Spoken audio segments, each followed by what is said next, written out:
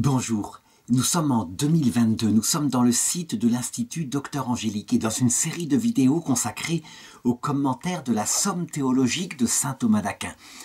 J'en suis rendu toujours à la prima pars et en me servant de la revue des jeunes, à savoir de ces petits fascicules-là, tels qu'ils sont présentés, qui datent à peu près des années 50, qui permettent d'avoir la traduction française et le texte latin en face à face. J'en suis rendu à la question 77 dont le titre est « Les facultés de l'âme humaine en général ».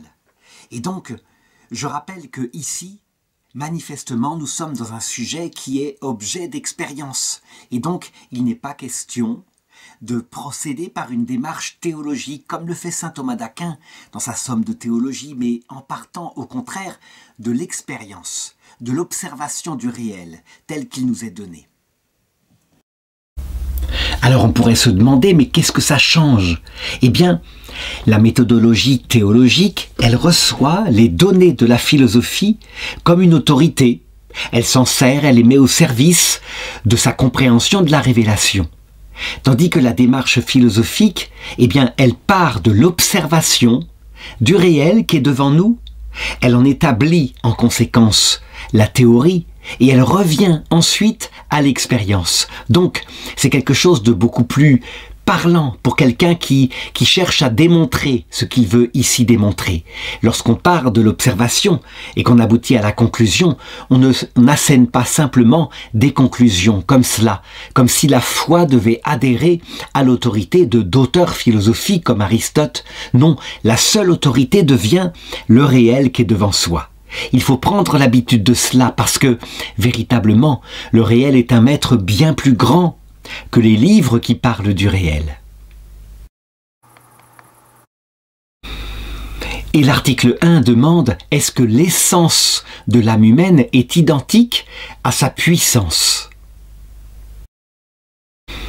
Alors on comprend pourquoi cette question se pose en théologie, puisque en Dieu, il n'y a pas ce genre de distinction. On peut dire que l'essence de Dieu est identique à sa puissance, véritablement. Il n'y a pas de division comme cela. Et donc c'est normal qu'une question théologique parle de là, puisqu'elle va comparer les choses avec ce qui est connu par la révélation ou par la théologie naturelle. Eh bien, dans une démarche philosophique, on procède à l'inverse. D'abord, il faut se souvenir comment nous avons été conduits à poser l'existence en nous d'une âme spirituelle. Je l'ai dit, c'est par l'observation. Et lorsqu'on regarde n'importe quel être humain, puisqu'il s'agit ici de l'âme humaine, on le constate. Qu'est-ce qu'on observe extérieurement? Eh bien, toute une série d'opérations vitales visibles de l'extérieur, comme par exemple bouger ma main, ou ici, parler en articulant quelque chose qui normalement est compréhensible. Et donc, instantanément, je vais remonter à une cause présente à l'intérieur de moi, comme par exemple une faculté de motricité de mon corps, qui obéit évidemment à ma volonté, c'est moi qui décide, ou alors, eh bien, parce que je peux parler, il y a une faculté de langage articulé pour m'exprimer aux autres, et qui, puisque j'exprime quelque chose d'intelligent, forcément doit être lié à une faculté capable de produire de l'intelligible, que je vais appeler l'intelligence. Rien que en observant les choses à partir de ces deux facultés vitales, eh bien, je constate que mon être vivant qui est devant moi, là, que j'observe, il a plusieurs facultés qui ne sont pas toujours en acte d'ailleurs, je ne suis pas toujours en train de parler, en train de réfléchir, en train de bouger ma main, et que tout cela est unifié forcément puisque c'est moi qui fais tout cela. Et donc il y a à la base, en moi, eh bien, une cause de l'unité de ma vie et de mon être que je vais appeler mon âme. La conséquence immédiate, on le voit, c'est que cette âme-là produit des puissances vitales qui produisent elles-mêmes des actes vitaux et que l'âme ne peut pas être identique à ce qu'elle produit. Par contre, l'âme en est la cause et en plus elle en explique l'unité. Donc, à force d'observer comme cela, je pourrais dire que j'en arriverai à ce schéma qui est un peu métaphorique peut-être, mais qui permet d'expliquer finalement Peut-être que chacun, lorsqu'il était en classe, a pu observer quelquefois le prof de physique qui branchait une sorte d'électroaimant, donc un aimant qui devait, pour fonctionner, être branché. Si on le débranchait, il ne fonctionnait plus. Et puis, il le trempait dans un pot avec de la limaille de fer. Et tout d'un coup, lorsqu'il ressortait son aimant, il en sortait une étoile brillante. C'était de la poussière de fer qui épousait, je dirais, le champ magnétique autour de l'électroaimant. Et c'était quelque chose de très beau qui ressemblait à une rose de limaille de fer. Mais dès que le professeur débranchait l'électroaimant, aussitôt la limaille de fer retombait comme une masse dans le seau. Et c'était incroyable. Elle ne prenait la forme du champ magnétique que quand l'électroaimant fonctionnait. Eh bien, ceci nous permet de comprendre quelque part ce que c'est que l'âme, sauf que l'âme ne fait pas seulement exister, évidemment, une rose faite de limaille de fer, mais carrément un être vivant avec des facultés, et ça donnerait un peu cela. On a donc, on le voit, ici au centre, cette âme vivante qui n'est pas objet d'expérience. Je ne peux pas la voir. Je l'ai dessiné ici, mais ce qui est objet d'expérience, c'est ce qui est à l'extérieur de toutes ces facultés vitales que j'ai posées. Ça veut dire leur acte vital. Ici, j'ai posé en vert les facultés vitales végétatives, c'est-à-dire celles qui sont liées à mon corps et qui ont un rapport avec ce qui se passe chez les plantes. Et donc, la nutrition, la respiration, et même la fabrication de gamètes éventuellement en vue de la reproduction. Tout cela, ce sont des actes qui peuvent apparaître visibles, mais les facultés qui sont représentées par les flèches elles-mêmes ne sont pas directement source d'expérience. On peut dire qu'en partant de l'effet, je remonte à une cause première par induction, les facultés vitales, ici pour la vie spirituelle, ici pour la vie sensible, et ensuite, encore par induction, je remonte à la cause première qui s'appelle l'âme, que je suis obligé de poser, sinon il n'y aurait pas d'explication à l'unité de cet être-là, à la fois capable de bouger un corps fait d'atomes, carbone, hydrogène, etc., et de penser. Et donc, à partir de là, je peux en conclure tout de suite que l'âme que j'ai posée invisiblement en moi, source de ma vie, n'est pas identique à mes facultés vitales, qu'on appelle les puissances vitales, ni même à mes actes vitaux. Alors maintenant, je vais tout de même établir quelques objections, des objections qui, pour le coup, sont rationnelles, sont, je dirais, sur la théorie. Elle ne parle plus d'expérience, mais je vais essayer d'y répondre. Les objections viennent de saint Thomas d'Aquin.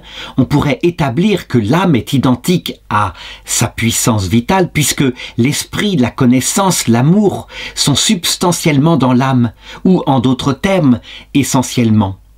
Ou encore, la mémoire, l'intelligence et la volonté sont une seule et même vie, un seul esprit, une seule essence. Alors évidemment, la réponse est assez simple, hein. L'âme n'est pas étrangère aux opérations vitales que je viens d'indiquer, qui sont celles de l'esprit. Intelliger, aimer, vouloir, se souvenir des choses spirituelles, tout cela, on le voit, ce sont des opérations vitales. Mais, même si l'âme n'est pas étrangère puisqu'elle les produit, eh bien l'âme est autre chose que ces opérations vitales. Et ceci s'explique assez facilement, puisque ces opérations vitales telles que je viens de les décrire sont multiples. Forcément, si l'âme était identique par exemple à l'une d'elles, l'acte d'intelliger, alors dans ce cas-là, comment ferait-on pour expliquer l'unité profonde de mon être et de ma vie? Donc l'unité ne peut pas s'expliquer par la diversité, mais l'unité s'explique par un principe un. Alors par contre, saint Thomas va faire remarquer quelque chose d'intéressant. C'est vrai que l'âme, telle que je l'ai représentée ici, donc au cœur même de ma vie, avec ce cercle rouge, eh bien l'âme en elle-même, on peut dire que obligatoirement, elle est par elle-même un amour d'elle-même. Ça ne peut pas être autrement. On le voit dans tous les êtres. Je dirais même que cette télécommande, quelque part, a l'amour de son propre être, et elle essaye de rejoindre naturellement là où elle est bien. Par exemple, si je la lâche comme corps physique, elle veut rejoindre le centre de la Terre, donc le lieu où elle aura son repos. Donc, au sens profond et naturel, l'âme, effectivement, s'aime elle-même. Mais elle ne s'aime pas à travers l'acte de ses facultés. Elle s'aime par le fait même qu'elle est. Et donc elle cherche son propre bien. C'est donc de manière métaphorique ou analogique qu'on dit cela. Et ceci, évidemment, c'est une façon d'expliquer le texte et l'objection que j'ai indiquée plus haut. Alors une deuxième objection dit « L'âme est d'un ordre plus parfait que la matière première, cette matière-là que Dieu a créée au point de départ du monde. » En tout cas, c'est ce que pense ce philosophe. La réalité, c'est que Dieu a créé une matière qui avait déjà une forme, qui n'était pas une pure puissance. Toujours est-il que l'objection dit « La matière première est sa propre puissance. » Ce qui veut dire que, avec elle, tout ce qui pourrait exister matériellement finira par exister. Donc l'âme, ça doit en être pareil. Alors il faut répondre à cela que cette comparaison évidemment ne va pas. La matière première, d'abord, est une abstraction. Elle n'existe pas sans forme, mais d'autre part, même étant abstraite, elle est un peu comme une pâte à modeler qui pourrait donner tous les êtres matériels. Donc effectivement, sa puissance, ce qu'elle pourrait donner, est identique à son essence. Elle est ouverte à tous les êtres matériels. L'âme, en ce qui la concerne, c'est tout à fait différent. Elle n'est pas en puissance à aboutir à un être substantiel, elle donne l'être à un être substantiel, à savoir par exemple moi. Elle est en puissance à exercer par contre des facultés vitales, qui vont peu à peu se réaliser à travers, je dirais, la croissance que l'on voit chez le petit être humain qui a été conçu. Alors une troisième objection dit ceci. L'âme, c'est donc ma forme substantielle. C'est elle qui va donner à tout mon être d'être structuré. La forme de mon corps, c'est donc mon âme. Et puis il y a en moi des formes accidentelles, comme par exemple la forme de ma main, qui elle est amenée à changer. Ma main n'a cessé de se fortifier pour devenir une main d'adulte, et on peut dire que la puissance de ma main, eh bien, elle est en rapport avec sa forme accidentelle. Pourquoi il n'en serait pas de la même façon pour l'âme, à savoir que l'âme serait identique, je dirais, à tout ce qu'elle produit. Et donc, par exemple, que plus l'âme devient puissante, plus elle est forte. Et donc, elle serait différente maintenant que quand j'étais bébé.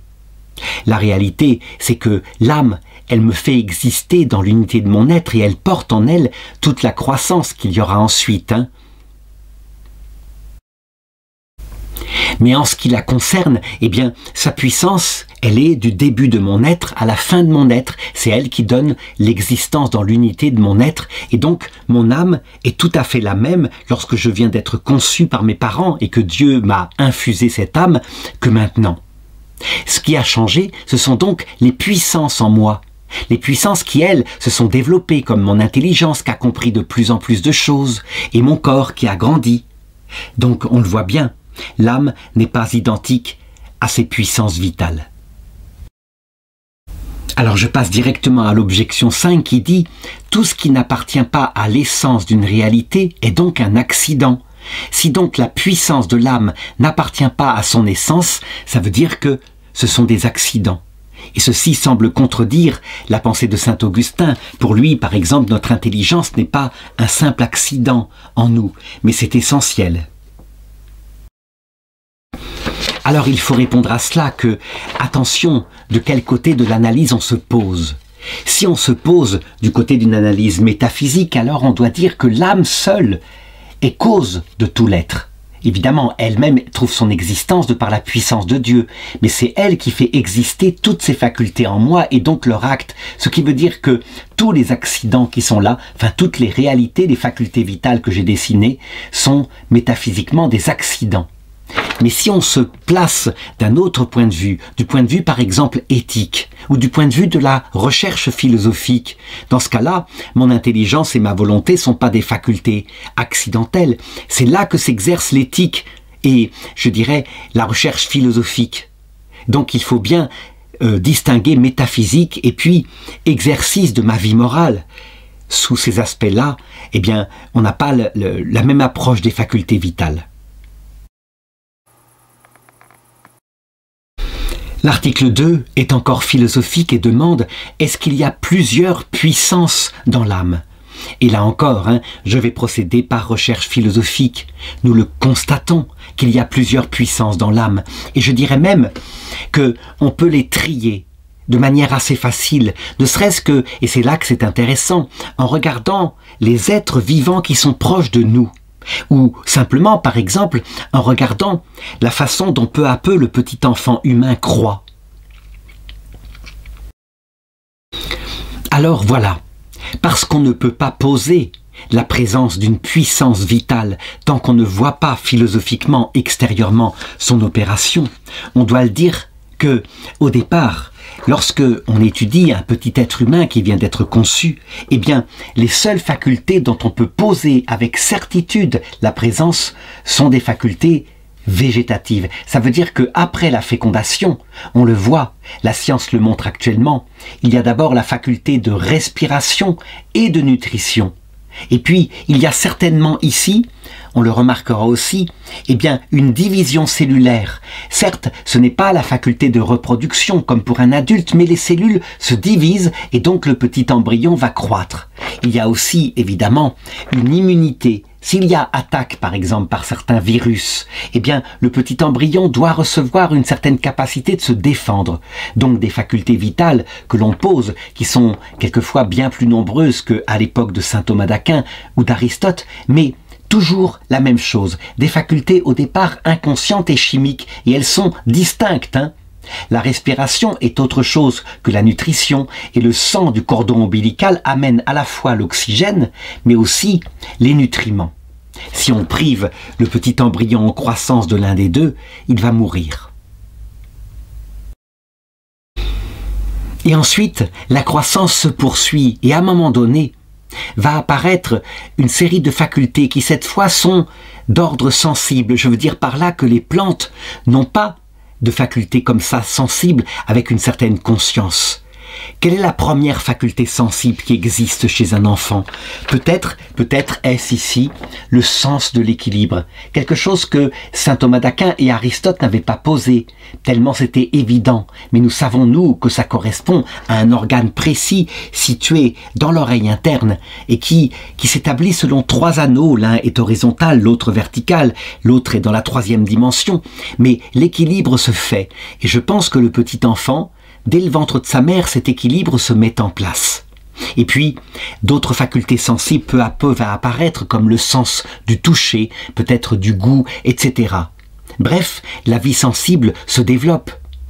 À un moment donné, on le voit malheureusement au XXe siècle, quand est pratiqué de plus en plus l'avortement volontaire, avec par exemple des tiges qu'on introduit dans la matrice de la mère. On voit le petit enfant qui est tout petit, qui a peut-être 12 semaines, et qui fuit la sonde qui veut le détruire. Ce qui veut dire que, manifestement, il a en lui déjà des facultés sensibles que sont l'irascible, le concupiscible, les facultés sensibles d'amour, amour de son bien-être dans le ventre, dans le nid qu'est le ventre de sa mère, et puis fuite, et même peut-être peur par rapport à un danger, quelque chose qui vient l'agresser.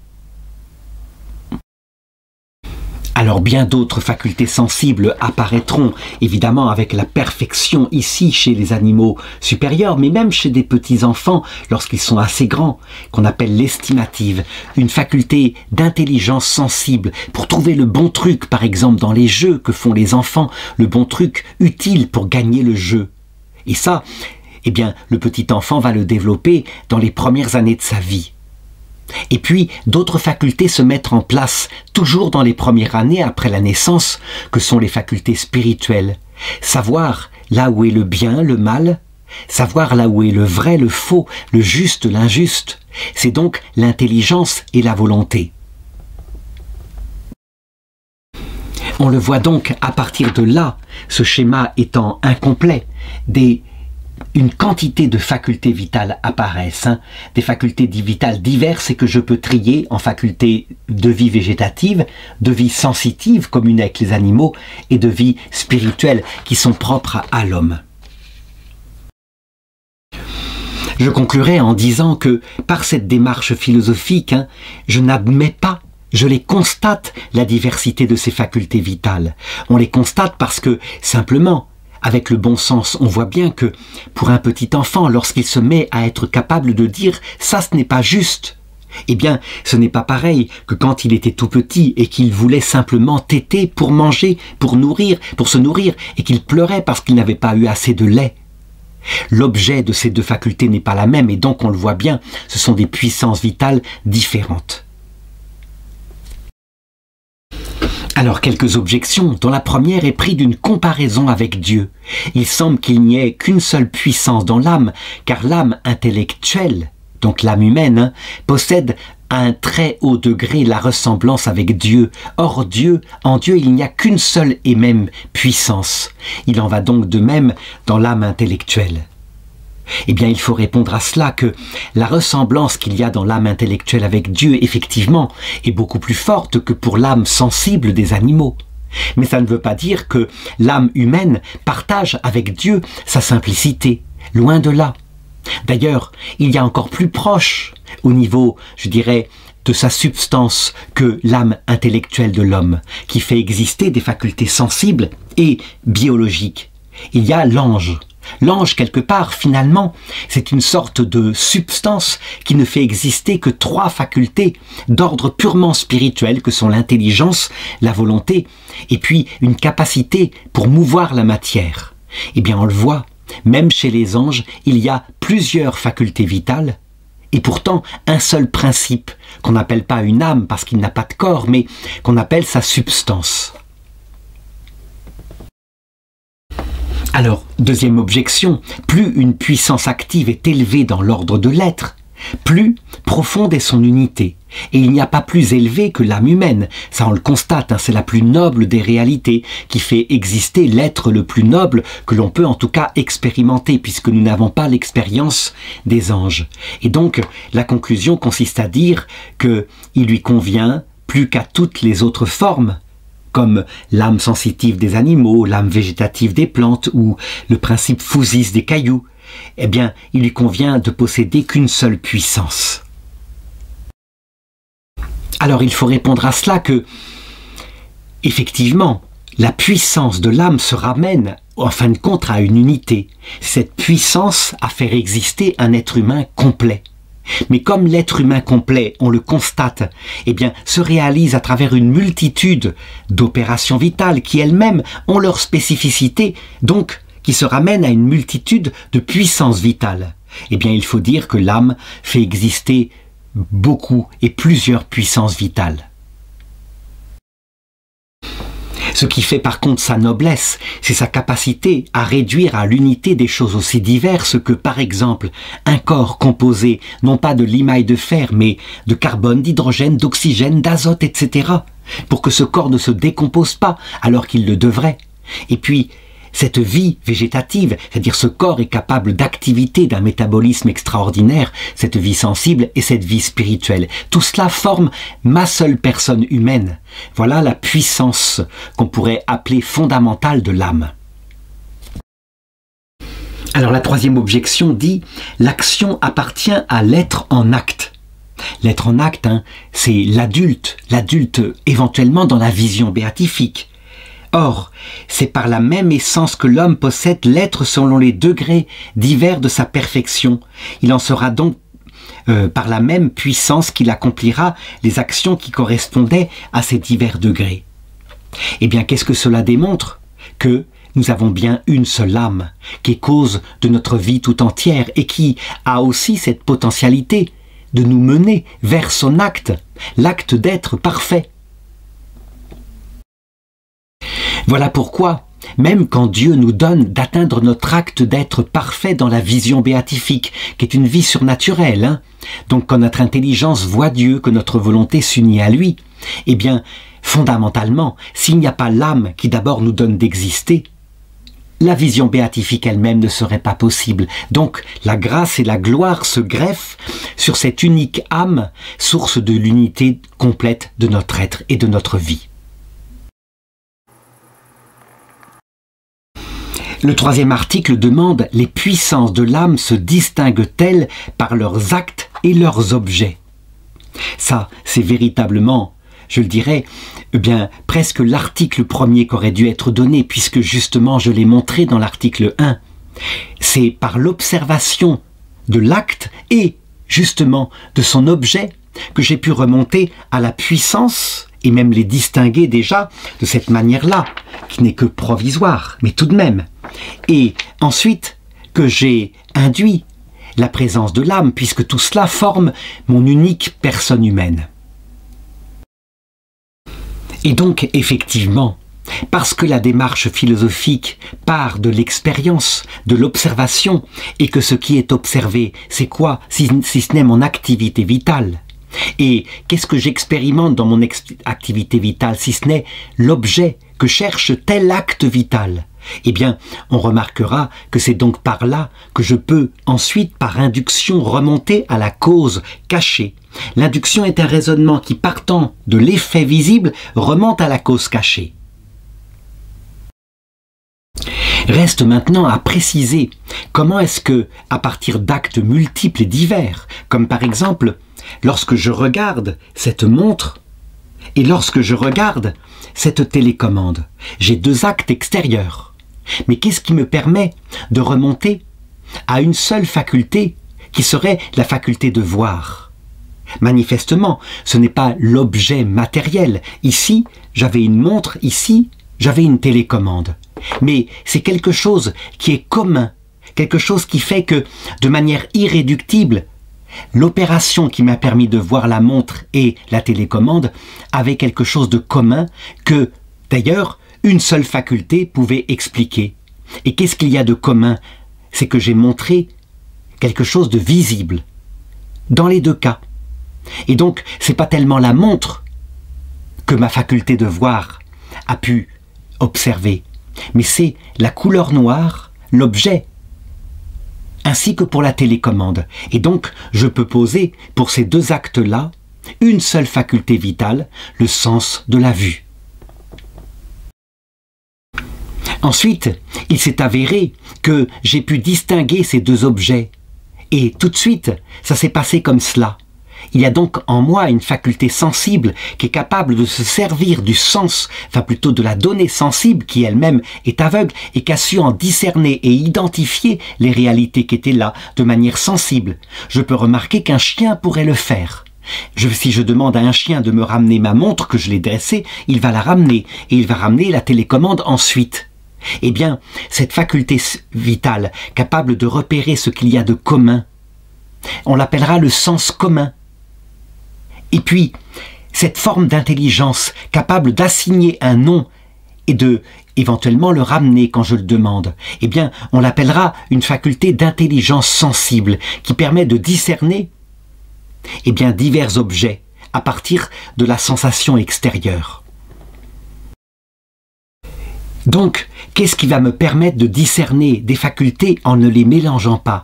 Eh bien, je l'ai dit, c'est l'objet, ça peut jouer, mais c'est surtout la raison formelle sous laquelle j'atteins cet objet.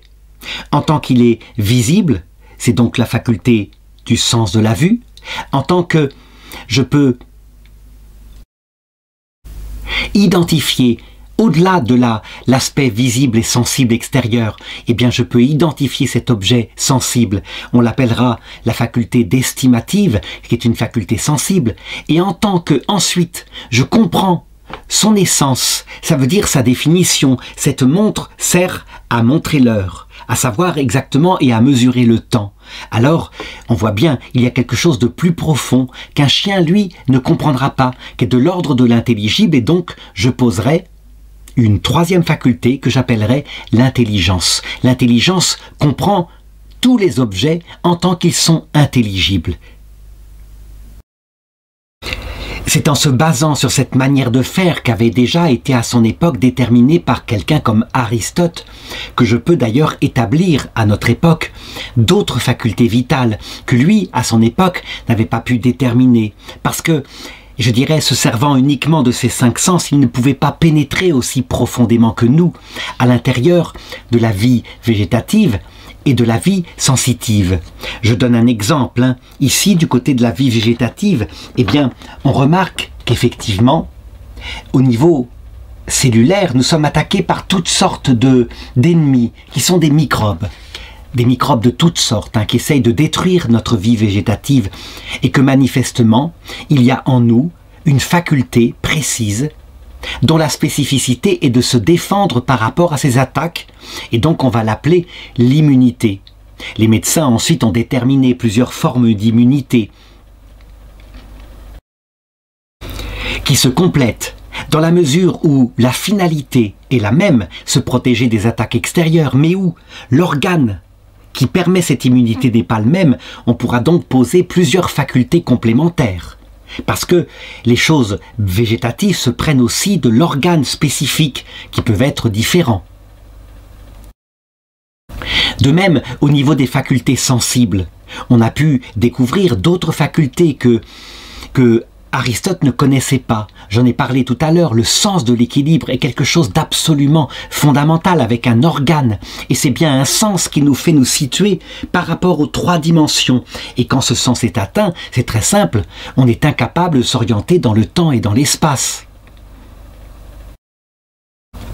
Il y a donc, je dirais, un objet particulier, l'équilibre par rapport à l'espace, et puis un organe aussi particulier, qui est dans l'oreille interne, j'en parlais tout à l'heure. C'est donc bien une faculté vitale, sensible, nouvelle, qu'il va falloir établir et analyser. En ce qui concerne les facultés d'ordre spirituel qui sont propres à l'homme, il faudra se demander, avec Aristote, si par exemple, la mémoire de ce que j'ai compris, quand j'ai compris quelque chose, je ne l'ai pas appris par cœur, mais je l'ai compris profondément, et j'en garde la mémoire. Est-ce que c'est une faculté spirituelle en plus des 2 autres, intelligence et volonté, ou est-ce que c'est juste une propriété de l'intelligence? Eh bien, ce sera l'objet d'un autre article. Alors, quelques objections, dont la première dit « On ne détermine pas l'espèce d'un être par ce qui lui est postérieur ou extrinsèque. Or, l'acte est postérieur à la puissance vitale. Et l'objet lui est extrinsèque. Ils ne peuvent donc pas servir à distinguer les espèces de puissance. » L'objection est tout à fait vraie. Par exemple, prenons mon intelligence. L'objet, c'est l'accession à la vérité. La vérité, c'est par exemple, ce livre existe là devant moi. C'est vrai ou c'est faux? Et donc, l'acte d'intelliger ça, ce jugement, qu'on appelle ce jugement, eh bien, il vient postérieurement à la faculté d'intelligence qui était en moi bien avant et qui dormait lorsque j'étais tout bébé, par exemple. Eh bien, il faut répondre à cela que pour nous, les hommes, comme nous n'avons pas accès à l'essence des choses, à la différence des anges, qui pénètrent l'essence, par exemple, du gland qui donnera le chêne plus tard, directement, ils n'ont pas besoin de sensations. Ils connaissent sa structure interne, ils l'ont sûrement structurée. Mais comme nous regardons que de l'extérieur, si nous trouvons par exemple une graine dans un jardin, nous ne saurons ce qu'elle est et la puissance qu'elle était que lorsque la plante adulte aura poussé. Et c'est la même chose pour déterminer les facultés vitales dans l'être humain. Alors l'objection 2 consiste à dire, si on doit distinguer les facultés d'après leurs actes, quand par exemple une faculté atteint des actes contraires, comme par exemple connaître le blanc et son contraire le noir, le blanc étant une couleur plénière, le noir étant l'absence de couleur, alors on devrait poser 2 facultés de voir, une faculté pour voir le blanc et pour voir le noir. Et donc on serait incapable de distinguer qu'il n'y a en fait qu'une seule faculté de voir. Donc on le voit bien, on part plutôt par exemple de l'organe de la vue qui est unique, ou alors eh bien, du cerveau qui analyse les choses, mais certainement pas des actes extérieurs.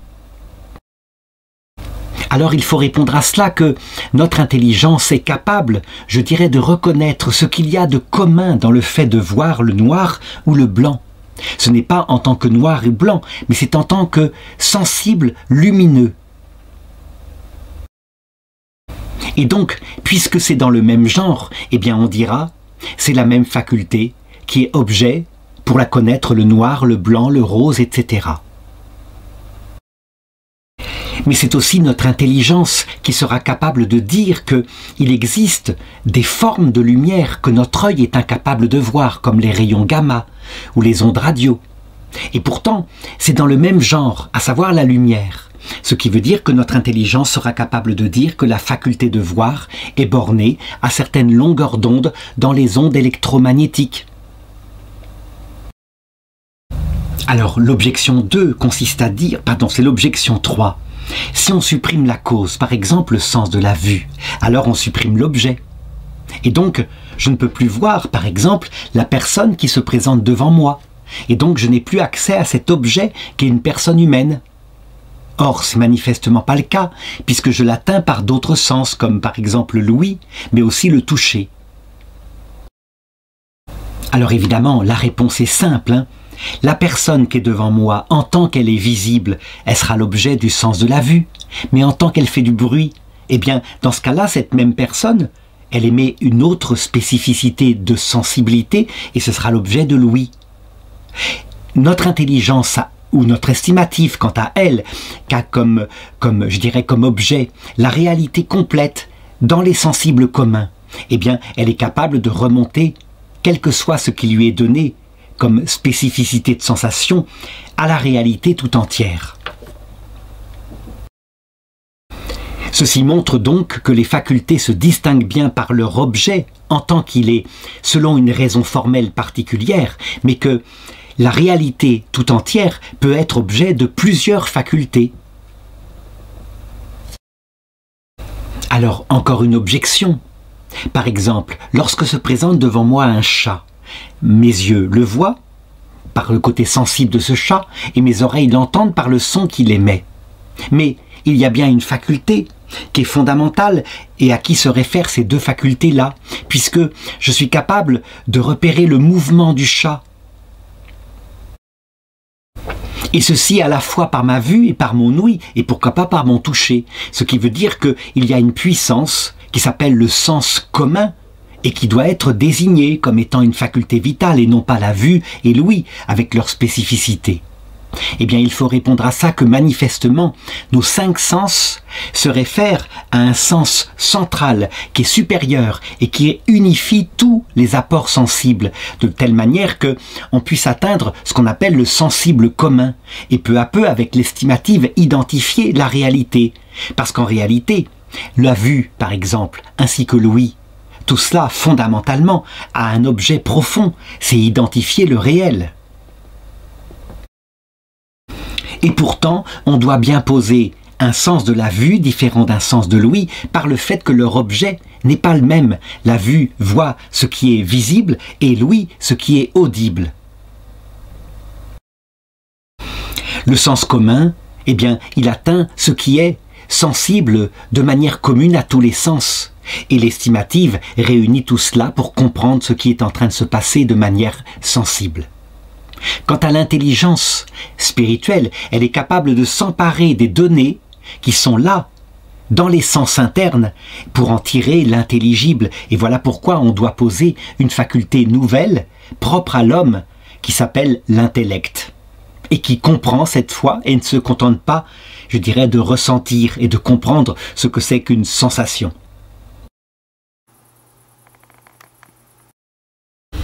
Alors, vient ensuite l'article 4 qui demande « Y a-t-il une hiérarchie dans les facultés de l'âme ?» Et là encore une fois, pas d'argument d'autorité, il faut partir de l'expérience. Je dirais qu'il y a 2 manières de regarder la hiérarchie des facultés de l'âme, selon qu'on prend leur apparition dans le temps, c'est ce qu'on appellera l'ordre génétique. Et puis, à l'inverse, selon qu'on regardera leur noblesse et leur perfection par rapport à l'objet qu'elles atteignent. Et donc, dans le premier ordre, ce qui génétiquement est premier, manifestement ce sont les facultés de vie végétative, tandis que dans le second ordre, le sommet, l'acte suprême qu'on atteint ultimement, c'est objet de l'intelligence et de la volonté. Et donc, analysons les choses comme elles se passent, d'abord dans la croissance d'un embryon, j'en ai parlé tout à l'heure, et c'est vrai, au stade de la fécondation, entre les 2 ovocytes, manifestement, les opérations vitales sont végétatives. Fondamentalement, il y en a 3 qui s'exercent dès le départ, qui sont respiration, nutrition, division cellulaire. Et si l'une de ces 3 opérations fondamentales ne fonctionne pas, il y a avortement spontané. Cette vie végétative va se développer, va se mettre en place peu à peu le système immunitaire, avec tout le métabolisme qui est là, mais elle a en commun d'être chimique et inconsciente. Ça veut dire que dans cette phase-là, le petit bébé, évidemment, n'est conscient de rien. On pourrait se demander, alors est-ce qu'il n'est que vie végétative? Est-ce que son âme spirituelle est là? Puisque manifestement, il n'y a pas d'opération sensible à ce stade et pas d'opération spirituelle. La réponse est que ce n'est pas parce que la faculté ne se voit pas encore par son exercice extérieur qu'elle n'est pas là. Il n'y a pas de raison que l'âme tout entière ne soit pas là. Il n'y a pas de saut qualitatif, c'est le petit être humain complet. Et on en a un signe, disait Saint Jean-Paul II comme philosophe, dans le fait que l'ADN humain n'est pas simplement l'ADN d'une plante, même si extérieurement, on ne voit pas de différence par un regard des 5 sens. Mais en analysant profondément les choses, ça n'a rien à voir. C'est bien l'ADN complet de l'être humain qu'il sera plus tard, ce qui indique que manifestement son âme est là aussi complètement et que ensuite un développement organique va se passer avec l'apparition peu à peu de la vie sensible, à commencer, je l'ai dit, par le sens de l'équilibre, le sens du toucher, et puis peu à peu les passions. Et quant au sommet de la vie sensible qui se réalise dans cette intelligence capable de juger de l'utile et de nuisible pour sa survie, eh bien cette estimative ne s'exercera que après la naissance, quoique tout de même, on peut en voir peut-être quelques effets, mais je dirais primitifs, hein, comme chez un petit animal inférieur, alors que l'enfant est encore dans le ventre de sa mère, et si un danger se produit pour sa vie, il fuit, il sent bien qu'il y a danger, et donc l'estimative est bien là, mais une estimative très instinctive. Quand l'enfant sort à la naissance, hein, évidemment, le fait qu'il crie, il sait instinctivement qu'il doit chercher aussi le sein pour se nourrir, eh bien, c'est un effet de la faculté de nutrition qui est végétative, mais manifestement de la vie sensible, portée par une estimative qui va directement là où est sa survie. Il faut remarquer qu'à ce stade de la naissance, certains matérialistes athées disent « le petit enfant n'est pas une personne humaine, il n'est pas capable d'actes libres ». En réalité, ils prennent les choses de l'extérieur. Comme ils ne constatent pas extérieurement d'actes libres, ils en concluent que l'esprit n'est pas là. Ils ont bien tort. L'absence de preuve n'est pas la preuve de l'absence, loin de là. Par contre, la révélation chrétienne qui va au-delà de l'apparence extérieure a fait sortir le paganisme de l'idée qu'elle pouvait, à la naissance, impunément, tuer les enfants qui ne plaisaient pas, dont le corps n'était pas parfait, etc. Et toutes les religions révélées, jusqu'à l'islam, ont fait la même chose, ont protégé les enfants en disant « créature de Dieu dont l'âme spirituelle est là, et donc sacrée ». On n'y touche pas, on ne tue pas son enfant. Il n'est pas, je dirais, on n'est pas en tant que parent le maître complet de sa vie et de sa mort. Elle appartient maintenant à Dieu. L'Église catholique va plus loin puisqu'elle dit que dès la conception, puisque Dieu crée l'âme spirituelle, alors la vie est sacrée et que l'avortement volontaire est l'un des pires crimes qui puissent exister, même si la plupart du temps les parents n'en sont pas conscients. Du point de vue de l'ordre de perfection, on le voit, c'est fondé sur ceci, ce fondement qui est d'ordre physique, hein, que va s'établir peu à peu l'apparition de la vie dans sa perfection, à savoir l'intelligence capable de comprendre la vérité et la volonté capable de poser un choix libre qui va d'ailleurs établir peu à peu en acte une personne humaine qui se développe. La personne humaine est en croissance tant qu'elle est sur la terre, mais sa liberté se fortifie peu à peu. Je dirais, elle s'extrait de la vie sensible et elle ne deviendra parfaite, parfaitement exprimée que dans la vision béatifique, lorsque l'intelligence aura atteint ce pourquoi elle est faite.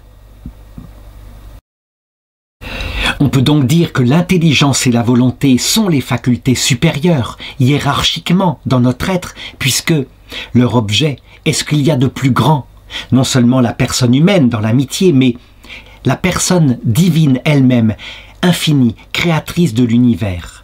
Voilà pourquoi aussi on ne découvre pleinement la noblesse de l'être humain que lorsque la révélation chrétienne nous rappelle ce pourquoi notre esprit est fait, et pourquoi notre intelligence, tant qu'elle ne se reposait pas en Dieu, était comme sans repos, n'ayant pas atteint son objet, se contentant de petites vérités passagères, alors qu'elle était faite pour la vérité absolue et infinie. Idem pour notre volonté. Alors quelques objections, dont la première dit, lorsque des réalités sont classées sous une même division, ça veut dire l'être humain complet avec ses diverses facultés, il n'y a pas entre elles ni avant ni après, elles sont données simultanément, et c'est vrai. Normalement, eh bien, la respiration, elle existe simultanément à la création de notre âme, à notre conception. Donc, il ne devrait pas y avoir de hiérarchie et d'ordre entre les facultés vitales en nous.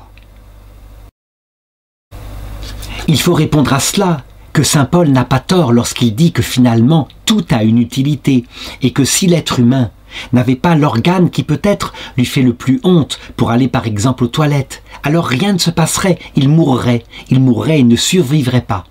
Donc, sous ce rapport-là, chaque faculté est un peu à l'image de ce qu'est l'Église finalement, et nul n'est exclu de sa place. Cependant, rien n'empêche tout de même de mettre une hiérarchie selon les deux ordres que j'ai indiqués. Et voilà pourquoi, si pour son valet de chambre, l'homme le plus noble du monde est le même, il va aux toilettes, eh bien, ça ne peut pas, si c'est un homme noble, ce valet de chambre, ça ne peut pas réduire son maître à cela, mais au contraire, il peut être en admiration devant son intelligence brillante qui peut se mettre au service du bien commun.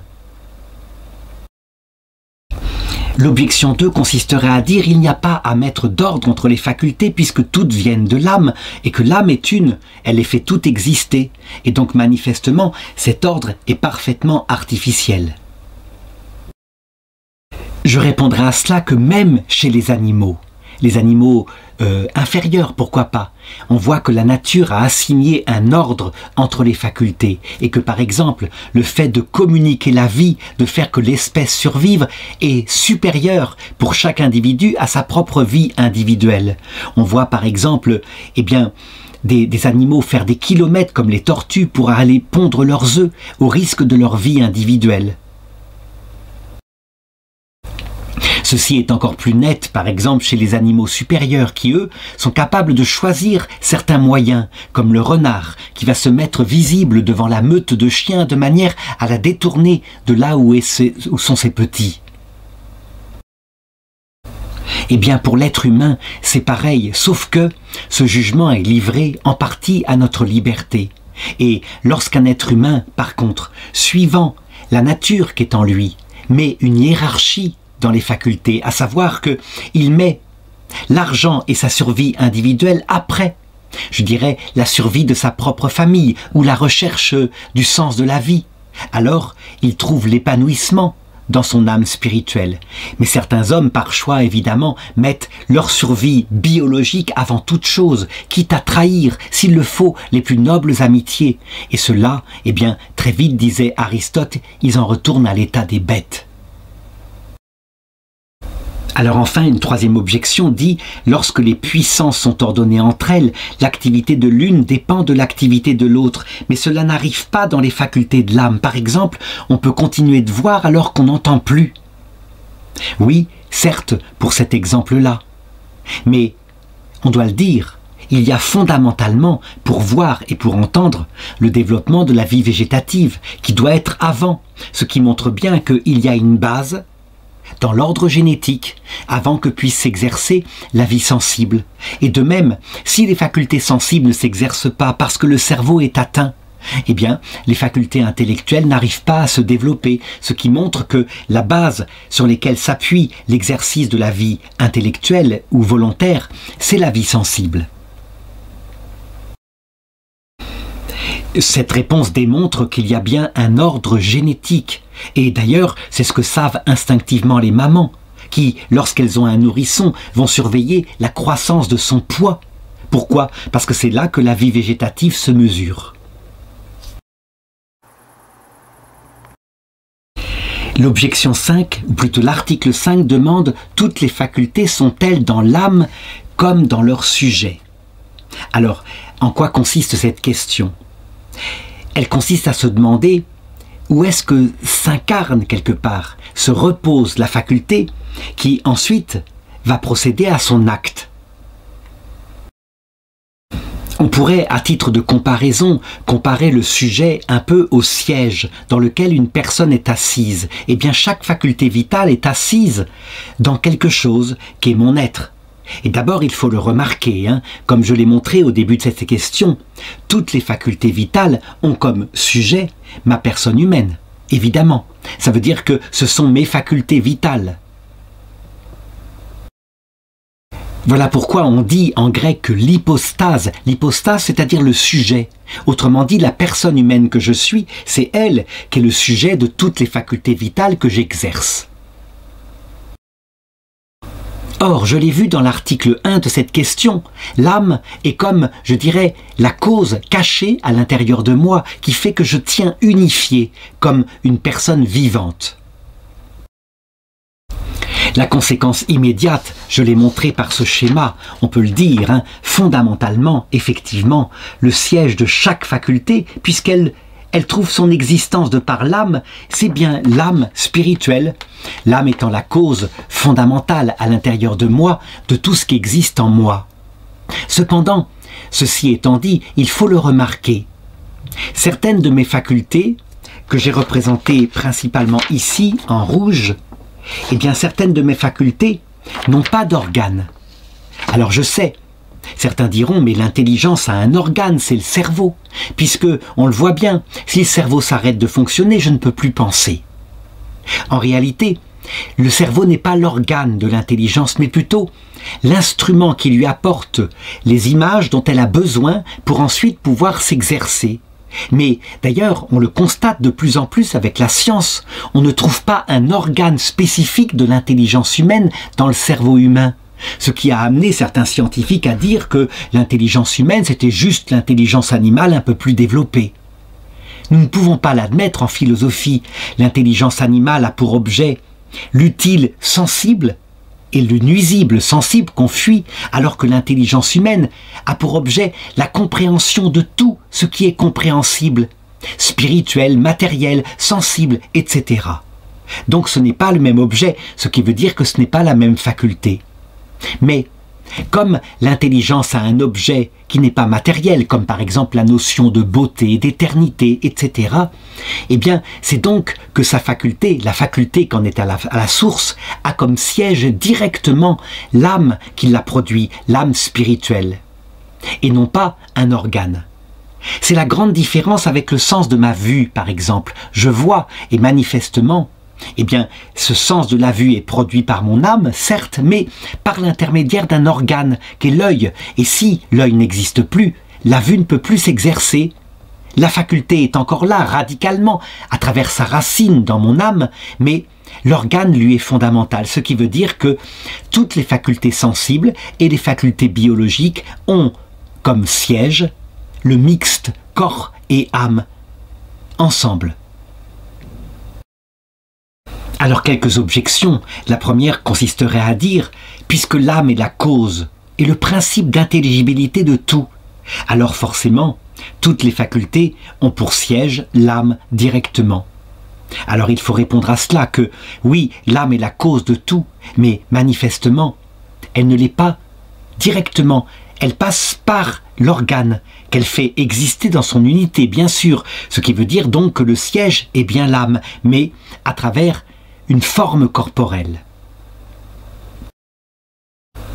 Et c'est le cas de toutes les facultés de la vie végétative et de la vie sensible, l'organe de la vie sensible étant le cerveau. Alors l'objection 2 va regarder par exemple les facultés psychiques, qui sont de l'ordre de la vie sensible, qui nous sont communes avec les animaux. Et manifestement, On le voit, c'est par notre âme spirituelle que nous pouvons ressentir et puis imaginer. Donc manifestement, le siège des facultés de vie sensible, c'est notre âme spirituelle. Alors il faut répondre, hein, je l'ai dit, oui, notre âme est la cause fondamentale de tout et en ce sens-là, pourquoi pas. Mais justement, s'il n'y avait pas l'organe indispensable avec sa forme, qui d'ailleurs trouve son existence par notre âme, s'il n'y avait pas l'organe, alors dans ce cas-là, on ne verrait pas de dégradation des opérations sensibles lorsque l'organe se dégrade. Par exemple dans la maladie d'Alzheimer, où manifestement le cerveau se dégrade et donc les facultés sensibles du cerveau se dégradent à leur tour. Si le siège n'était que l'âme, elle fonctionnerait tout autant qu'avant. Par contre, je dois ajouter une chose. On constate par rapport aux expériences des gens qui ont approché la mort et qu'on a pu réanimer. Eh bien, manifestement, quand l'organe biologique du cerveau se dégrade, eh bien, ça ne veut pas dire que la vie sensible se dégrade en elle-même. Manifestement, lorsque la mort survient, même provisoirement, suite à la réanimation, eh bien, quelque chose qui a été produit par le cerveau, une sorte d'organe léger, psychique, survit, est emporté par l'âme avec elle et tout d'un coup, la vie sensible retrouve son plein exercice et même démultiplié en magnificence et en précision. C'est ainsi que les morts voient, entendent, etc. Mais cela veut dire quoi? Eh bien, que manifestement, même pour eux, les facultés sensibles n'ont pas leur siège dans l'âme toute seule, mais dans un mixte. Sauf que ce mixte, ce corps psychique subsiste, et ça, eh bien, à l'époque de saint Thomas d'Aquin, on l'ignorait. À notre époque, on peut donc conclure que les morts emportent avec eux quelque chose de leur corps physique, une matière, un état de la matière qui n'est pas connu pour le moment, qu'on pourrait appeler une matière psychique, siège des facultés sensibles. Alors, une troisième objection, elle vient de saint Augustin qui dit qu'il est certains états de l'âme, y compris dans la vie sensible, qui manifestement ne dépendent pas du corps, comme par exemple la crainte raisonnée d'un danger à venir. Et au contraire, certaines passions dépendent du corps, comme par exemple la terreur du lion. Et là, on voit tout d'un coup l'adrénaline qui se met en place, le corps qui se rétracte, qui est prêt à fuir, etc. Donc manifestement, on doit conclure de là que l'âme est le sujet des facultés spirituelles, mais aussi sensibles, et pourquoi pas du coup du reste. Alors il faut répondre à cela que j'ai établi par l'expérience 3 degrés de vie dans l'être humain que j'ai représenté en vert, en rouge, en noir, avec l'âme au centre. Et évidemment, c'est par une espèce de distinction que je les ai séparés et que j'ai montré qu'il fallait les distinguer tout simplement parce que c'est pratique. Certaines facultés sont communes avec les plantes, d'où la représentation en vert, d'autres avec les animaux et d'autres sont propres à l'homme. Mais là, dans la réalité, je dirais, par l'âme, tout cela forme un tout qu'est l'être humain et elles s'influencent l'une l'autre. Par exemple, quand je parlais tout à l'heure de la crainte, il est évident que mon intelligence, qui est spirituelle et qui comprend tout, spirituellement, peut comprendre un danger. Et donc, calmement, quand ce danger n'est pas encore là, je peux le raisonner avec mon intelligence. Donc, il semblerait dans ce cas-là que la crainte est une opération de l'intelligence, donc de l'intelligence faculté spirituelle dont le siège est l'âme.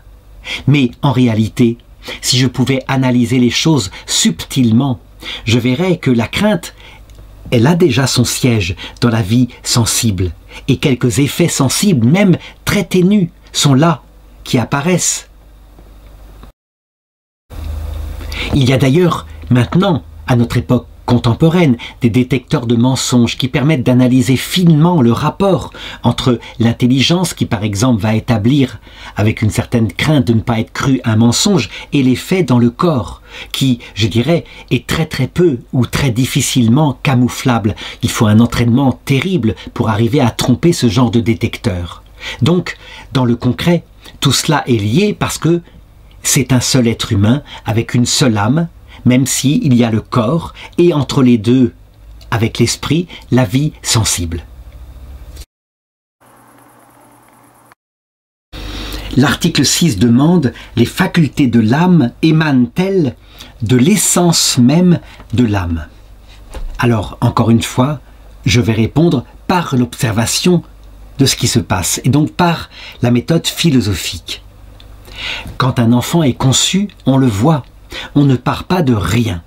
Je veux dire par là que ce n'est pas du carbone, de l'oxygène, de l'hydrogène, donc de la terre qui est prise. Et tout d'un coup, l'âme serait créée par Dieu, puisque c'est une âme qui a des facultés spirituelles, elle ne vient donc pas de la matière, il faut que Dieu la crée. Elle vient d'un autre ordre. Et elle assumerait ce corps ainsi déterminé, et tout d'un coup, elle lui communiquerait sa forme. Pas du tout. La matière qui est préparée est communiquée par les parents, et ce n'est pas n'importe quelle matière. Je veux dire par là que présent dans l'ovule féminin et dans le spermatozoïde masculin, il y a la moitié de la forme qui donnera plus tard le corps de l'enfant. Les parents fusionnent leurs deux gamètes, et ce corps, à ce moment-là, est devenu un réceptacle. Qu'est-ce qu'il y a comme vertu vivante dans l'ovule avant qu'il ne soit fécondé? Eh bien, manifestement, une vertu végétative, quelque chose comme ça. On pourrait parler d'une âme germinative, qui est une forme biologique particulière. Et c'est la même chose pour le spermatozoïde. Dès qu'il fusionne instantanément, et je dirais, on en a une preuve encore par induction, puisque l'être humain complet est instantanément là dès qu'ils ont fusionné. Alors, eh bien, l'âme est forcément infusée à ce moment-là par Dieu et devient la forme substantielle de ce composé qu'on appelle un être humain. Il y a donc eu une union hypostatique, ça veut dire une union pour former un seul sujet, et le petit être humain est là, encore dans les trompes de Fallope de sa mère, et il va peu à peu descendre pour aller nidifier. La conséquence de l'observation de ce qui se passe nous permet de poser deux choses. Eh bien, il y a la forme substantielle qui donne à l'être d'être complètement ce qu'il est, âme, psychisme, esprit, même si les facultés psychiques ne s'exercent pas, ni encore les facultés spirituelles. Et cette forme substantielle, c'est l'âme du petit enfant. Et puis, il y avait la forme accidentelle, préparée par les parents, qui était, je dirais, la substance, comment pourrait-on parler plutôt? Non, qui était l'ADN tel qu'il était structuré, que les parents ont communiqué. Pourquoi je dis que c'est une forme accidentelle? Parce que elle devient pleinement le corps de ce petit enfant en développement une fois que l'âme est créée. Avant, il n'y avait que disposition. Mais cette disposition, je l'ai dit, n'était pas de la terre, mais bien une matière tout à fait ordonnée, organisée et préparée, qui ensuite est assumée par l'âme pour former la personne du petit enfant en développement. À partir de là, qu'est-ce qu'on peut dire? D'où est-ce qu'émanent les facultés vitales? Eh bien, la respiration cellulaire qui continue de s'exercer, la division cellulaire qui se passe là, vient bien de l'âme comme forme substantielle, mais elle vient aussi du corps qui est organisé pour faire ses facultés vitales. Et le tout est assumé. Donc, les facultés végétatives qui s'exercent au début sont bien des facultés du mixte de l'être humain, corps et âme. Pourquoi c'est important? Parce que, comme Aristote le disait, puisque l'âme est la forme du corps, c'est vrai, la forme substantielle du corps au point que ce corps se décomposerait si l'âme n'est pas créée. Il n'empêche, on le voit, le corps lui-même a reçu une forme, et s'il n'a pas cette forme-là, eh bien le mixte, le petit enfant en développement, ne survivra pas du tout. Il y a donc cooptation entre forme substantielle et forme accidentelle, entre ce que Dieu a créé et ce que les parents ont communiqué par procréation. Alors quelques objections, dont la première dit: l'âme est un principe simple et donc, manifestement, il ne peut émaner d'elle une multitude, je dirais, de facultés vitales. Donc il semble que ces facultés vitales procèdent plutôt du corps, qui lui est diversifié avec des milliards de molécules qui structurent son ADN, etc. Alors la réponse d'abord, c'est que d'un principe simple peut émaner évidemment diversité, mais une diversité unifiée pour former une seule personne humaine. Évidemment, c'est ça que provoque l'âme directement. Et quant au reste des facultés, je parle de celles qui sont végétatives puis sensibles, eh bien elles émanent du mixte, comme de leur siège, tandis que l'intelligence et la volonté, en ce qui les concerne, émanent de l'âme spirituelle seule, même si elles vont s'appuyer pour s'exercer sur le corps. Deuxième objection, l'âme est spirituelle. Et voilà qu'émanent d'elle des facultés d'ordre végétatif comme la division cellulaire, quelque chose de tout à fait biologique. On voit bien, il ne semble pas y avoir de rapport. Eh bien, il faut répondre que le rapport est que justement, cette division-là d'ordre végétatif, certes, elle est due à la génétique qui la programme, mais elle se maintient dans l'unité qu'est ce petit être en croissance par son unique âme qui lui donne d'être la personne humaine qui deviendra plus tard cet adulte entré dans la vision béatifique. Alors, dernière objection, qui est prise d'Aristote, qui dit « l'âme, forcément, elle est mue par quelque chose, rien ne se meut de soi-même. » Et donc, je dirais, l'âme ne peut pas être la source d'où émane toute la vie qui se développe ensuite, les facultés vitales. La réponse est qu'il faut l'admettre, on le constate par expérience. L'âme est donc une faculté vitale qui trouve en elle-même, par une sorte de jaillissement, une capacité de produire la vie, de la faire croître jusqu'à sa perfection. Et même si l'âme humaine, puisqu'elle est spirituelle, pas faite de matière, émane d'un autre, donc du Créateur directement, par un acte ex nihilo, pour l'âme des animaux et des plantes, eh bien on peut dire que par contre, elle est capable d'être communiquée avec, je dirais, la semence des parents. Et donc l'âme des animaux est de même nature, je dirais, que leur corps, alors que l'âme humaine est d'une autre nature, spirituelle, comme en prouve ce qui émane d'elle, qui n'est pas matériel mais spirituel. Il n'empêche que l'effet est le même, l'âme est bien source jaillissante de vie chez tous les vivants.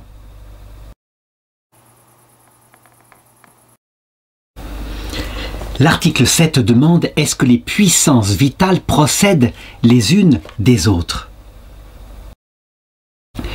Eh bien, je dirais que pour répondre à cette question, il faut prendre ce que j'avais dit précédemment en ce qui concernait la hiérarchie des facultés vitales. Et j'avais montré que on peut les considérer selon deux ordres, l'ordre génétique de leur naissance et puis l'ordre de perfection. Selon l'ordre génétique de leur naissance, on le voit, le fondement, un peu comme la base de la pyramide, c'est la vie végétative. Et cette vie végétative, c'est elle qui va produire, peu à peu, mon cerveau, avec ses neurones qui se développent, qui apparaissent, qui se multiplient, etc. Or, voici que les facultés d'ordre sensible ont comme organe le cerveau. Résultat, eh bien on doit dire que dans cet ordre-là, le fondement de ma vie psychique, de ma vie sensible, c'est bien ma vie végétative. Ma vie sensible s'appuie sur la vie végétative pour se développer. Et si la vie végétative chez un nourrisson est atteinte d'une manière radicale par exemple la famine, eh bien il y aura des séquelles à jamais dans le reste de mon existence concernant ma vie psychique. Ça veut dire que l'imagination, la mémoire sensible, même les sensations peuvent être atteintes et par conséquent, puisque mon intelligence qui se développe en dernier lieu s'appuie comme sur une matière qui lui est fournie, sur les images données par l'imagination et la mémoire sensible, eh bien, s'il y a eu brisure dans la vie végétative chez un nourrisson, il pourra y avoir après, eh bien, handicap d'ordre de l'exercice de la vie intellectuelle et volontaire.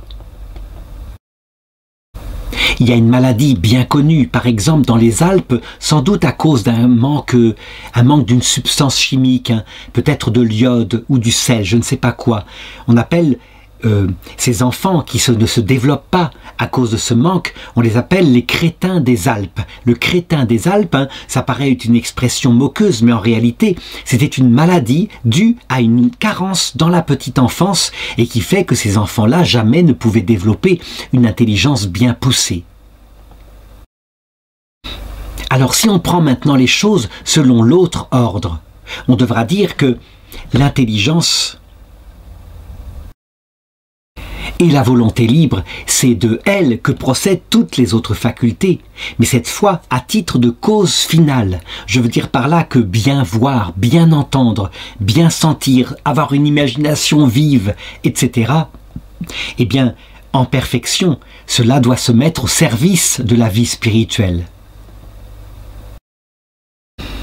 Si un enfant doit recevoir en perfection sa vie sensible et si elle doit se développer, les parents le sentent bien, c'est en vue qu'il puisse devenir quelqu'un d'intelligent, quelqu'un qui non seulement se dirige dans sa vie pratique, mais qui est capable aussi de se diriger dans sa vie spirituelle et atteindre la finalité ultime de sa vie.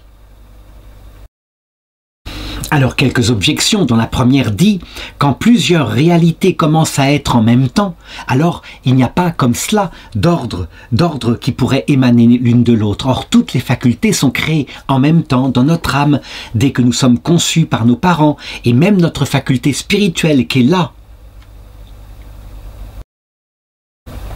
La réponse est que, effectivement, toutes nos facultés sont créées en même temps, à notre conception. Mais par contre, on le voit, elles ne se développent pas en même temps. Et donc il faut un fondement biologique pour que se développe ensuite la vie sensible, et c'est sur ce fondement de vie sensible que va se développer la vie spirituelle. Alors, deuxième objection, une puissance quelle qu'elle soit, aussi bien la nutrition que la respiration, que l'audition ou l'intelligence émanent de l'âme. Et donc, manifestement, il ne peut pas y avoir une puissance qui est le sujet d'une autre puissance. Toutes sont là à égalité, d'où ce schéma où on les voit qui émanent toutes de l'âme, quelquefois par le corps, hein, mais peu importe, on le voit, elles ont leur statut propre. Donc, manifestement, eh bien, les puissances ne procèdent pas les unes des autres. Alors, c'est vrai, par exemple, la faculté de voir n'a pas comme sujet, par exemple, eh bien, je ne sais pas moi, mon crâne. C'est pas ça, même si la faculté de voir est située dans mon crâne. Par contre, on le voit bien, hein, la faculté de voir, même si elle est fixée comme siège sur le mixte entre mon corps et mon âme, eh bien, elle n'aurait jamais pu se développer si, fondamentalement, il n'y avait pas dans les premières cellules de mon corps la division cellulaire, la respiration cellulaire, etc. C'est ainsi que saint Paul, pour comparer le corps humain, parle d'une maison où il y a des fondations sur lesquelles sont bâtis des murs, et enfin vient le toit correspondant à la vie spirituelle. Cette analogie, elle est utile non pas pour distinguer les facultés vitales entre elles, mais plutôt leurs actes. Ça veut dire que l'acte de chaque faculté, évidemment, ne peut s'exercer sans le fondement solide qu'est la vie végétative et le reste. L'objection 3, enfin, dit que chaque puissance a son objet propre, et donc elle est spécifique par rapport aux autres. Donc manifestement, il ne peut pas y avoir une puissance qui se fonde sur une autre puissance. Par exemple, je l'ai dit tout à l'heure, hein, ce n'est pas parce qu'on est sourd qu'on ne peut pas voir, ce sont deux facultés différentes. La réponse est que toutes ces facultés qui sont celles de mon être entier, s'influencent l'une l'autre. Par exemple, si j'étais aveugle, eh bien il est certain que du coup, le sens de l'ouïe compenserait.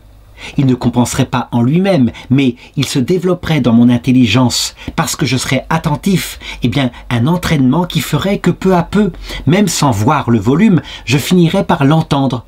Et c'est une sorte de sonar que développent ceux qui sont aveugles de naissance.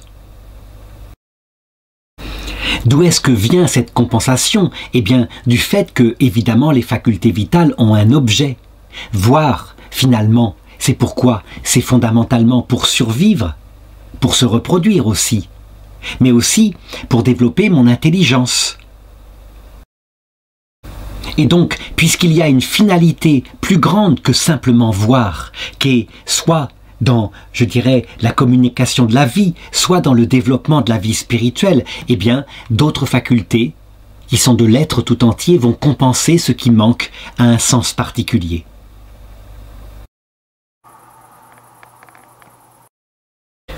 Vient ensuite l'article 8 qui demande « Toutes les puissances demeurent-elles dans l'âme après qu'elle est séparée du corps, donc par la mort ?»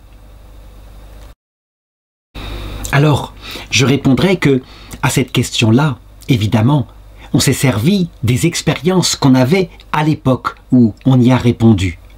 Manifestement, on le constate d'abord, je l'ai montré dans les articles précédents, certaines facultés ont comme sujet uniquement l'âme spirituelle. Ce sont celles qui n'ont pas d'organes, à savoir l'intelligence et la volonté.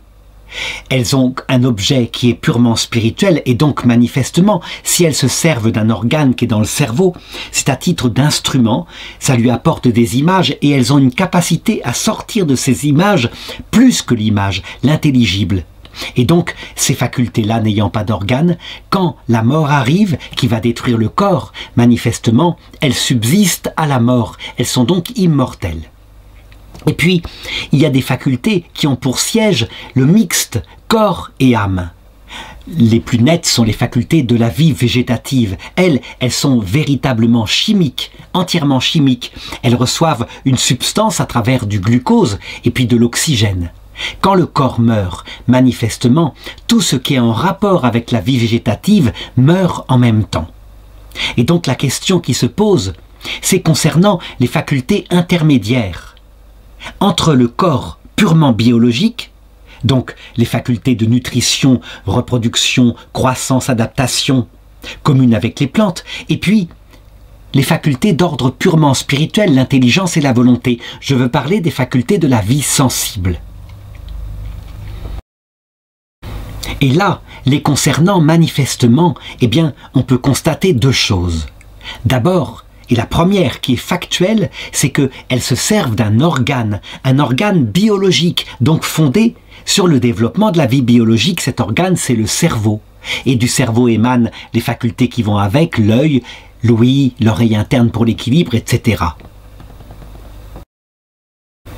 Donc, manifestement, lorsque mord le corps, et donc toutes les facultés de la vie végétative, puisque le siège des facultés sensibles est en partie, eh bien, cette vie végétative, manifestement, elle semble disparaître. Et c'est à cela qu'est arrivé comme conclusion, finalement, saint Augustin, qui disait, au début de ses écrits, « Les morts emportent avec eux le sens, l'imagination, la mémoire sensible, l'estimative, mais aussi l'intelligence et la volonté. » Et vers la fin de sa vie, et il a influencé tout l'Occident, il disait non, les morts ne peuvent emmener qu'avec eux leur intelligence et leur volonté spirituelle, puisque le cerveau est maintenant détruit.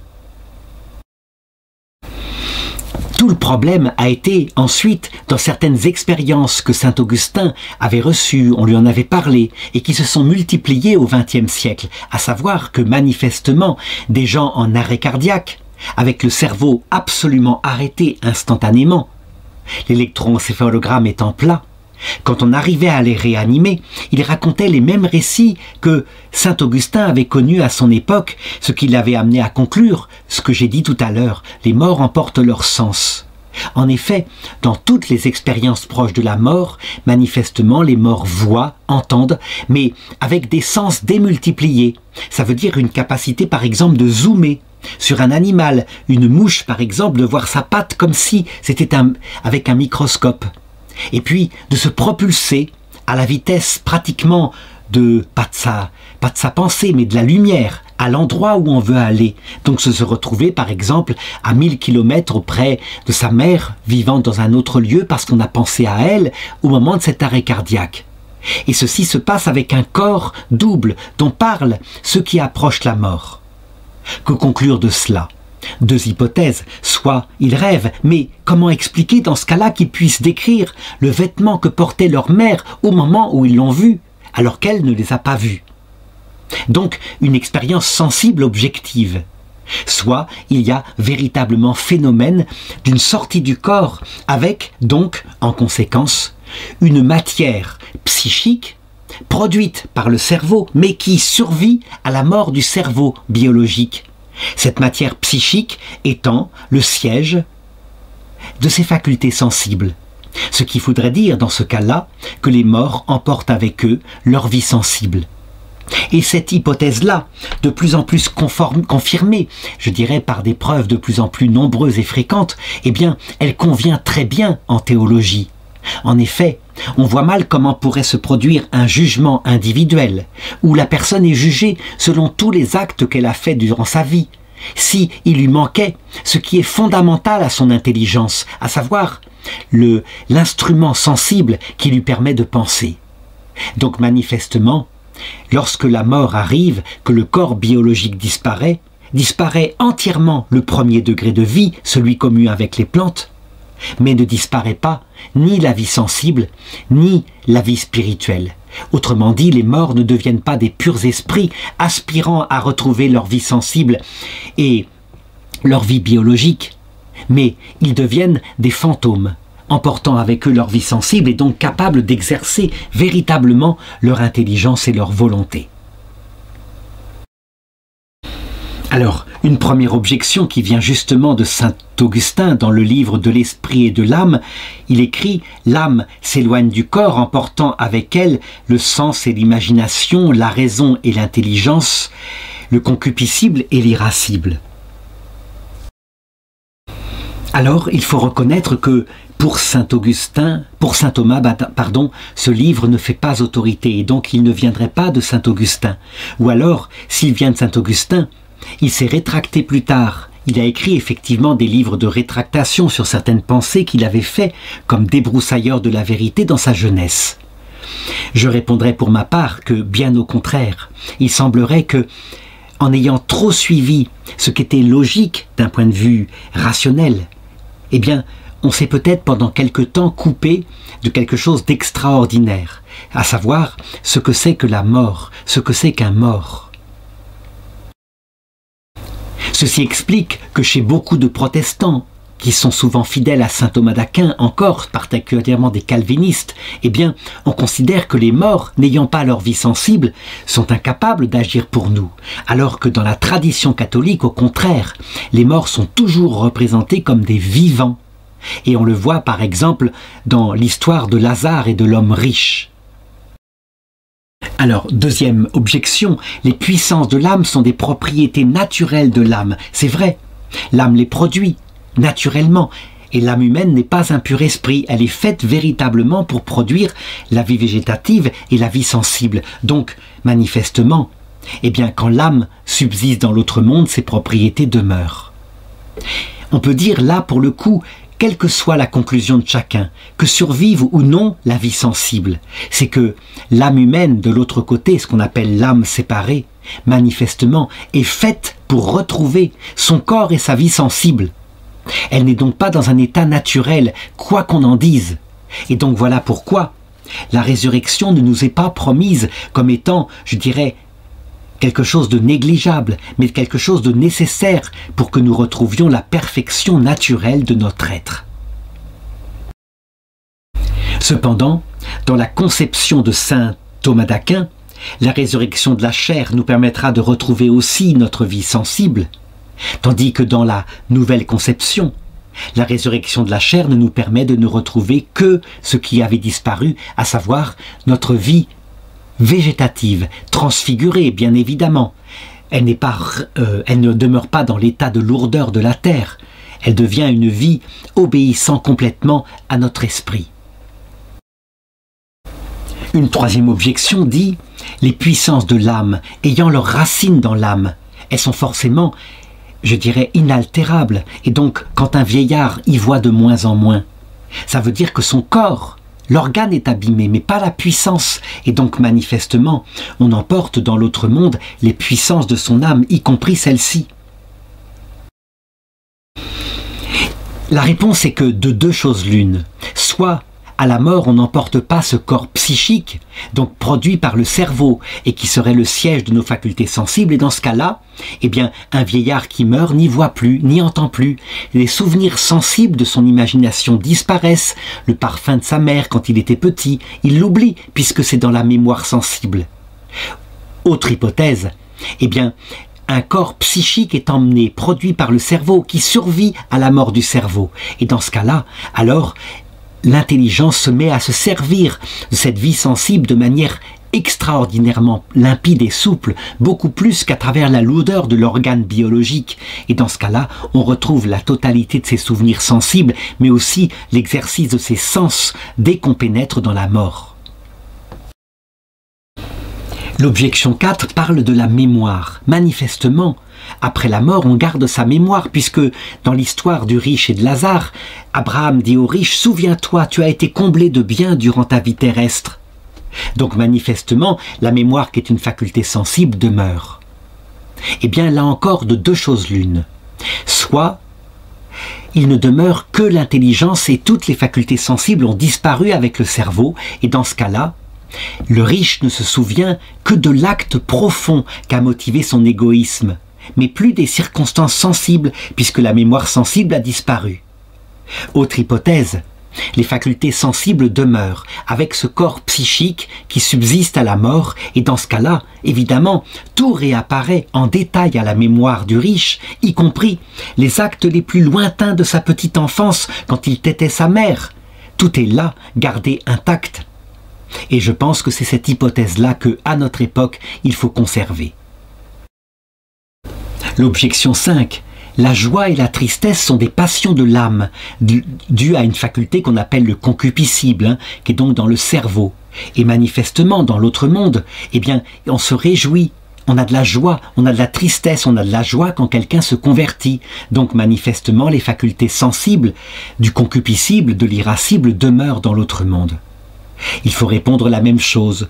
De deux choses l'une, soit la vie sensible ne demeure pas, et dans ce cas-là, les saints du ciel se réjouissent en ce sens que leur intelligence, eh bien, est dans le repos.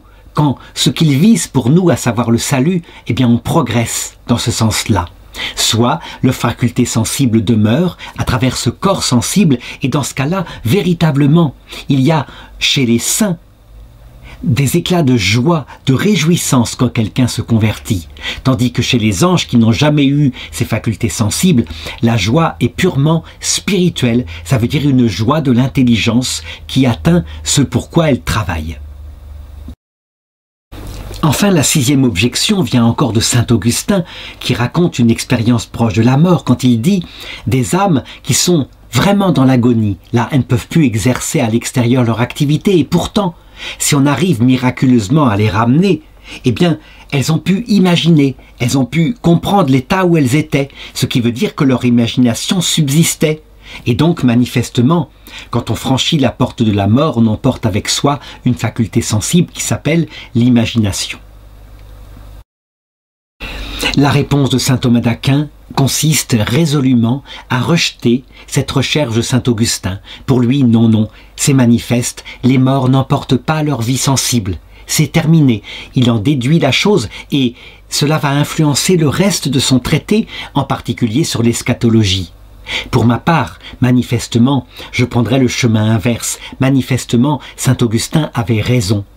Les morts emportent avec eux leur vie sensible, comme le pensaient les anciens Égyptiens, et ceci est d'une grande importance pour comprendre l'eschatologie, et comprendre que la mort n'est finalement que un moment d'apprentissage de l'humilité par une perte de soi, certes, mais tout de même quelque chose qui n'affecte pas l'intelligence et la volonté humaine, qui peuvent continuer de s'exercer comme il est naturel à un être humain, et non pas simplement comme le font les anges, ce qui est parfaitement contre nature pour les hommes. Nous avons besoin des images pour choisir et pour penser.